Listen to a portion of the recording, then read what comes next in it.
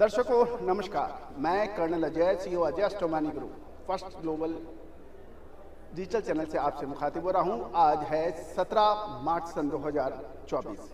दोस्तों, आज का दिन महत्वपूर्ण इसलिए है कि गुरुग्राम के अंदर 44वां रवि तिलहन सम्मेलन आयोजित हो रहा है और देश के विभिन्न तिलहन से संबंधित यानी ऑयल सीड से संबंधित देश के सभी ब्रांड यहाँ मौजूद हैं। एक स्पेशल ब्रांड आप लोगों के सामने है, इंजन ब्रांड। उसके मिस्टर अर्जुन प्रसाद जी जलान भी हमारे साथ है, आज इनके स्टॉल पर हम हैं। आज हम कुछ महत्वपूर्ण बातें करेंगे और खासकर वो महत्वपूर्ण बात ना कि इनके ब्रांड से, अपितु एक मकसद जो यहाँ हमारा आने का है कि प्रोड्यूसर्स के साथ में, फार्मर्स के साथ में, ट्रेडर्स के साथ में, मिलर्स के साथ में आगे भविष्य क्या सरसों का होने वाला है अप्रैल मई के अंदर, ये महत्वपूर्ण हम बात करेंगे। बिल्कुल मिस मत कीजिएगा, पूरा प्रोग्राम आखिरी तक देखना है, ये आपके मुनाफे का सवाल है। नमस्कार जलान साहब, आपका बहुत बहुत शुक्रिया हमसे जुड़ने के लिए। सबसे पहले तो मैं आपके ब्रांड के बारे में थोड़ा सा मुझे हमारे दर्शकों को बताएं कि आपका ब्रांड क्या है और सरसों, क्योंकि देश का प्रमुख ब्रांड माना जाता है सरसों ऑयल में, आप थोड़ा सा आपके बारे में, आपकी कंपनी के बारे में। देखिए, हमारे देश के अंदर में, भारतवर्ष में सरसों तिलहन एक प्रमुख तिलहन उत्पादन है जो कि यहाँ पर हर साल किसानों के द्वारा बोया जाता है और काटा जाता है या प्रस्तुत किया जाता है। इंजन ब्रांड सरसों तेल जो है, ये फैक्ट्री 1959 में लाला स्वर्गीय हरिचरण लाल जी के द्वारा भरतपुर में लगाई गई थी और शुरुआती तौर पर हम लोग इसका माल 15 लीटर के केजी के कनस्तर में बेचा करते थे। 1978 में पहली बार कंज्यूमर की डिमांड को देखते हुए हम लोगों ने इसके कंज्यूमर पैक्स का उत्पादन शुरू किया और आज ये बताते हुए हर्ष हो रहा है कि 1978 में जो हम 30 लीटर प्रतिदिन माल बेचा करते थे, आज हम 3,50,000 लीटर तेल प्रतिदिन बेचते हैं। बहुत बढ़िया। और पूरे पैन इंडिया लेवल पर सरसों तेल के साथ ये स्थिति है कि पैन इंडिया लेवल पर काम करने वाले कुछ ही ब्रांड हैं, अन्यथा सब ब्रांडों के अपने अपने पॉकेट्स बने हुए हैं, कुछ 2-4 शहरों में ही काम करते हैं। परंतु इंजन ब्रांड का जो बेस है, उपभोक्ता जो बेस है, वो पूरे हिंदुस्तान में है और आपको पूरे हिंदुस्तान के गांवों में, शहरों में, सब जगह मिल जाएगा। सरसों तेल की अगर हम बात करें तो आज खाद्य तेलों के अंदर में सरसों तेल पूरे विश्व में सबसे महत्वपूर्ण खाद्य तेल है।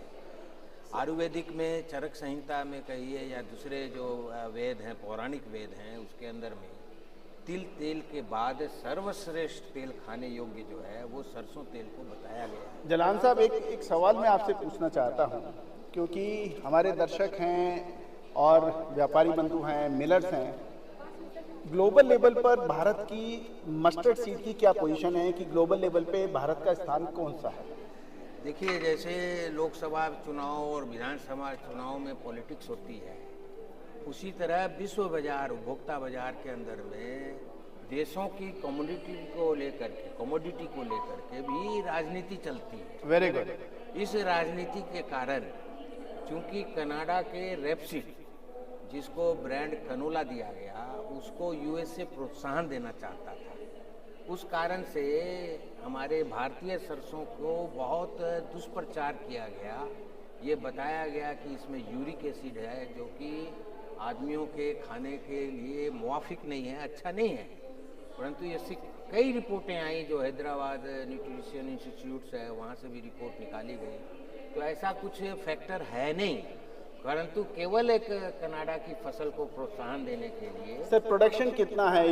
क्योंकि सरसों के अंदर जो हमारा भी मौजूदा प्रोडक्शन जो आ रहा है वो लगभग 12.2 मिलियन मैट्रिक टन के आसपास आता है।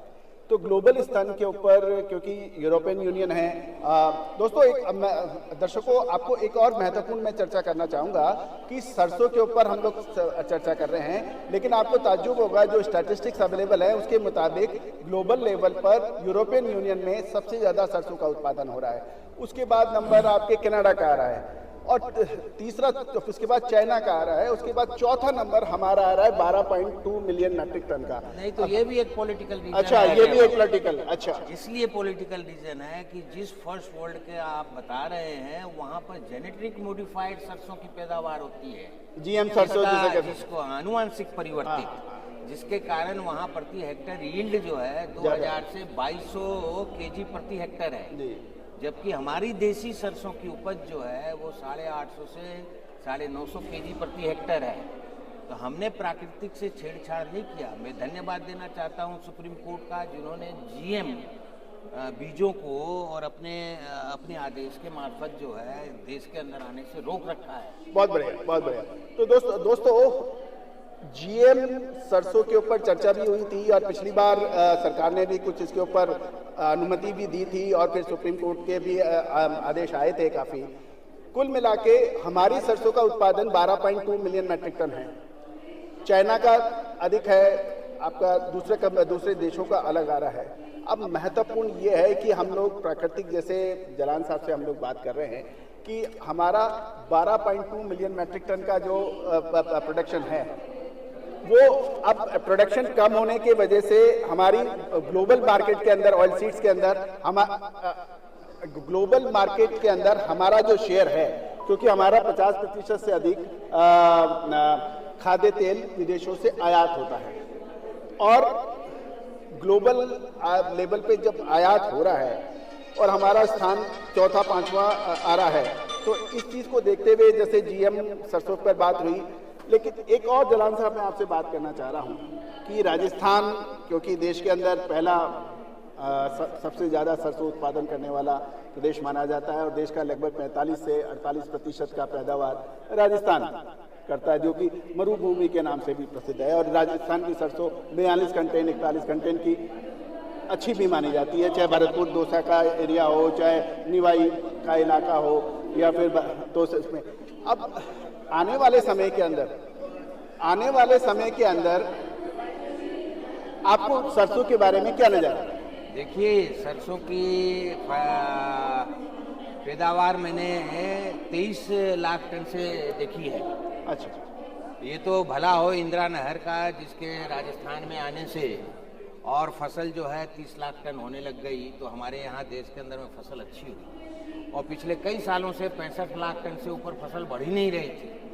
अब देना चाहिए धन्यवाद मोदी सरकार को कि जिन्होंने इस बात को समझा और आत्म स्वावलंबन बनाने के लिए किसानों को प्रोत्साहन दिया, और जिसके कारण 65 लाख टन की सरसों पैदावार ने ब्रेक तोड़ा और आज हम 125 लाख 130 लाख टन की बात कर रहे हैं।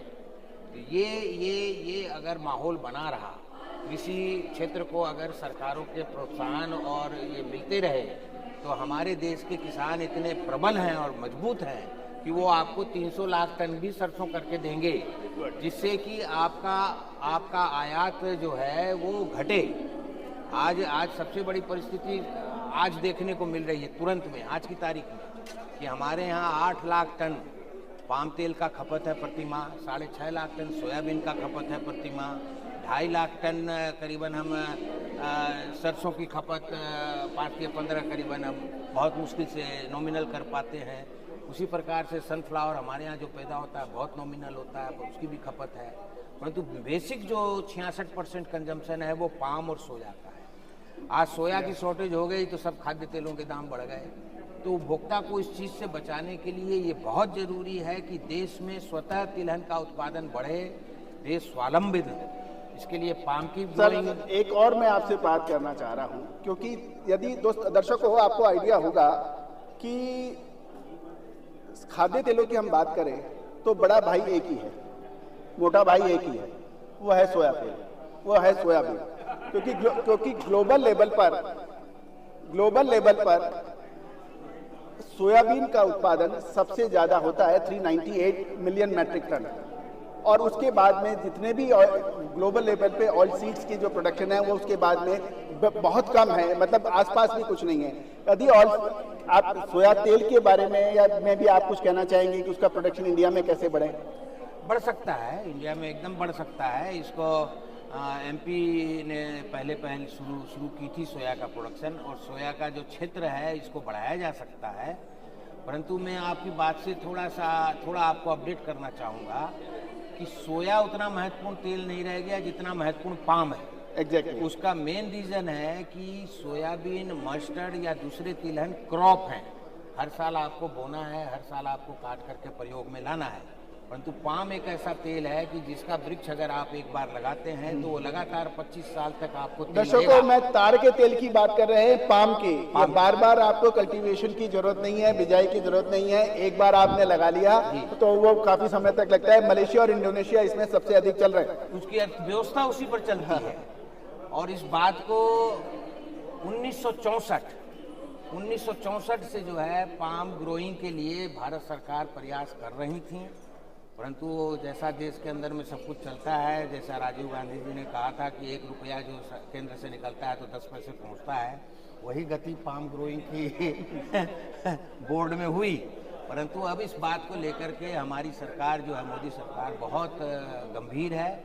उन्होंने बहुत बड़ा बजट जो है पाम के ग्रोइंग के लिए और उसके प्रमोशंस के लिए जो है, ये मणिपुर और नागालैंड और इस इलाके के अंदर में जो उसको मुआफिक जहाँ जलवायु मिलता है, विषुवत रेखा के आसपास, इक्वेडेटर के आसपास का इलाका, वहाँ इसके ग्रोइंग का बहुत बड़ा प्रयास किया जा रहा है। दोस्तों, तिलहन के ऊपर ऑयल सीड्स के अंदर गवर्नमेंट प्रमोशन कर रही है। पहले भी होता था, आज भी होगा और आगे भी होगा, लेकिन उसका बजट बिल्कुल छोटा है। जिस पर्याप्त मात्रा में हमें हमारी विदेशी मुद्रा खर्च होती है, उसके मुकाबले जो प्रमोशनल एक्टिविटीज हो रही हैं वो बहुत कम है। बस आखिरी, अब आपके फायदे की बात आ रही है। जलान साहब, आप बहुत अनुभवी हैं, बहुत आपका इंडस्ट्री में आपका पैठ नजर आ रही है, नॉलेज भी आपको पूरी अपडेट है। एक सवाल कि आगे 2 महीने आपके प्रोडक्ट के जो दाम बढ़ने वाले हैं या घटने वाले हैं? मतलब आपके प्रोडक्ट के दाम जो है वो सरसों के दामों से कनेक्टेड हैं, तो मैं सरसों की बात करूं या आपके प्रोडक्ट की बात करूं? बिल्कुल सीधा सवाल, सीधी बात है। अगर आप हमारी बात करेंगे तो हमारी तो नीति है उचित, माने भरपूर सेवा, उचित दाम और भरपूर गुणों से भरपूर उत्पादन, ये हमारी नीति है। हमने, आप देखेंगे कि जितना दाम अभी पिछले सप्ताह भर के अंदर में और तेलों के बढ़े हैं, हमने दाम नहीं बढ़ाए हैं। हमें ध्यान है हमारे उपभोक्ताओं का, जो हमारे लॉयल उपभोक्ता हैं, हमारे उपभोक्ता हैं, उन पर है हमारा ध्यान। जहाँ तक अगर देश के खाद्य तेलों की बात करें तो आने वाले 20 अप्रैल तक जो है देश के अंदर में थोड़ी स्थिति नाजुक बनी रहेगी, जब तक कि नहीं, नाजुक का मतलब क्या? शॉर्टेज रहेगी, शॉर्टेज और दाम बढ़ेंगे, दाम बढ़ेंगे। परंतु 20 तारीख 25 तारीख तक जैसे जैसे सोया का जहाज आता जाएगा, ये दाम पोलाइट हो जाएंगे और फिर वाजिब दाम पर उपभोक्ताओं को खाद्य तेल मिलने लग जाएगा। परफेक्ट। तो दोस्तों, इंजन ब्रांड के दाम नहीं बढ़ने वाले हैं, जलान साहब ने कहा। क्या मैं सही कह रहा हूँ? बढ़ने नहीं बढ़ेंगे ऐसा नहीं है, परंतु जिस गति से दूसरे लोग बढ़ा रहे हैं, नहीं सर, आपके ब्रांड की बात कर रहे हैं हम। हाँ, हम कोशिश करेंगे कि हम दाम ना बढ़ाएं, अप्रैल तक कोशिश करेंगे। तो इसका मतलब ये है कि आपके पास अप्रैल तक की इन्वेंट्री है? इतना माल तो हमारे 30-45 दिन का हमारे गोदाम में ही रहता है। मतलब आपके पास 45 डेज का इन्वेंट्री है, तो अभी दाम इंजन ब्रांड के शायद नहीं बढ़े। Am I right?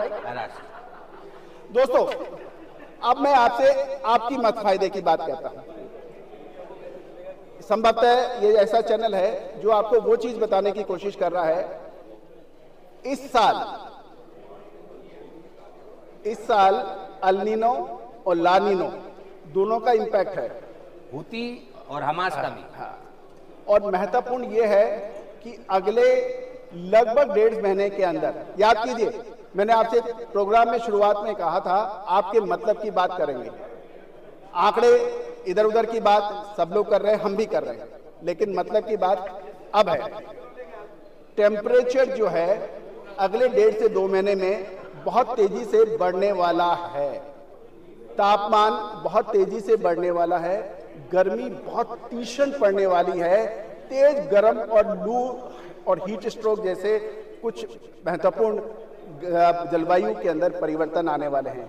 और इसका असर इसका असर अप्रैल महीना 25 अप्रैल सन 2024 लिखिए अप्रैल 2025 करेक्शन 24 अप्रैल महीने के अंतिम सप्ताह के बाद खाद्य तेलों के दाम गिर सकने की संभावना है।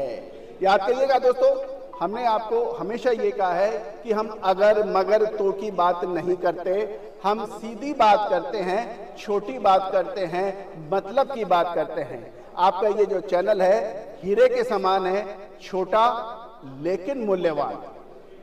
तो दोस्तों बने रहिए हमारे साथ कुछ ऐसी अद्भुत खबरों के लिए, अद्भुत ब्रांड्स के लिए जिनसे दुनिया हमें जानती है। All the very best, good luck, happy trading.